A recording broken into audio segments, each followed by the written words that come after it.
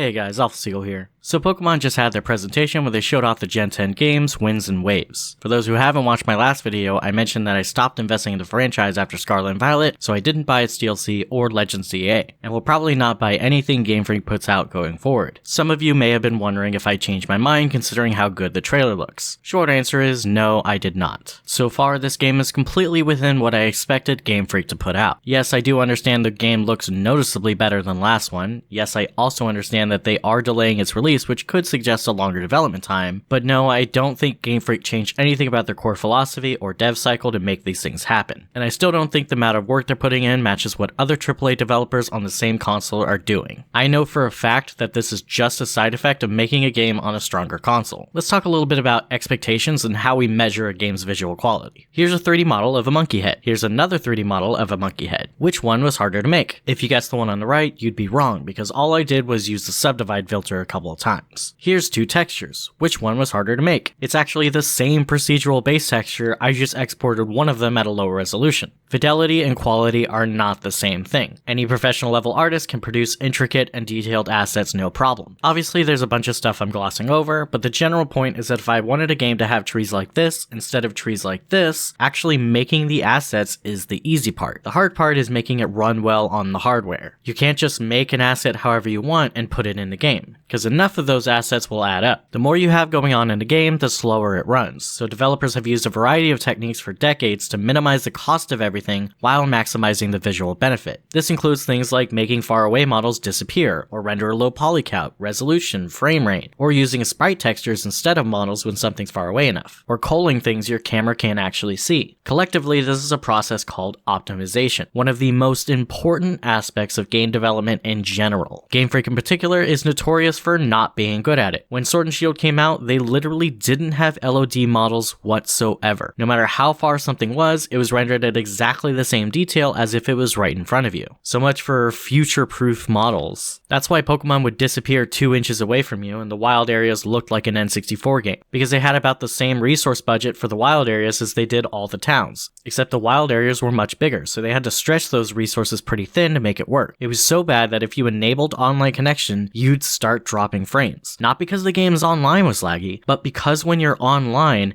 it renders all the player models walking around, and just rendering those extra models lagged your game. The games since then have started to implement very basic rudimentary optimization features, but to this day, Game Freak has never actually optimized a single 3D game to professional standards, which is why visually speaking, the games have repeatedly been made fun of for how bad they look, because they had to make the game look bad in order to run at all. So when fans saw this trailer and thought, oh my gosh, the models actually look good, I realized that these people don't understand what's happening. Of course the models look good. The console is 8 times as strong as the last one and has native DLSS support. They can get away with a game that looks like this without even really optimizing it. The Switch 2 is stronger than a PS4 even before upscaling gets involved. Do people forget the kind of games that were released on that console? The new Pokemon game has comparable fidelity to Breath of the Wild, which sounds great until you realize Breath of the Wild was a launch title on Switch 1. And going frame by frame on the trailer, the gameplay here seems to be at 30 FPS. So all it took was a significantly stronger console for Pokemon to catch up to a game that will be a decade old when it comes out. That's not a good look no matter how you shake it. I don't actually care how good a game looks or runs. I care about effort. And if your game can't compete with most of its own console, all that tells me is you haven't put in the effort. Not only did it take a full console generation to catch up to a Switch 1 launch title, but since the Switch 2 edition is a thing, it can't even compete with Breath of the Wild on the same console. So no, I still don't think I'm going to play this. But I will give it some props because even though it looks as I expected, what's really surprising is that they actually did what I expected for once. Every single time there's a new Pokemon game, I have to dumb down my expectations, and despite me expecting less every time, they somehow find a way to miss even those lower standards. My standards for Scarlet and Violet was literally, does it have raid battles? And the answer was barely. If the next Zelda came out with a trailer that looked like this, I would be very disappointed because it would look like they didn't do anything with the new hardware. But for Pokemon, the worst thing I can say is I'm not impressed. There's at least a non-zero chance I'll pick this game up when it comes out, but assuming we don't get any crazy cool surprises, I wouldn't bet on it, especially considering they're probably charging $80 for this. That's all for today. Be sure to like and subscribe, do all the algorithm crap.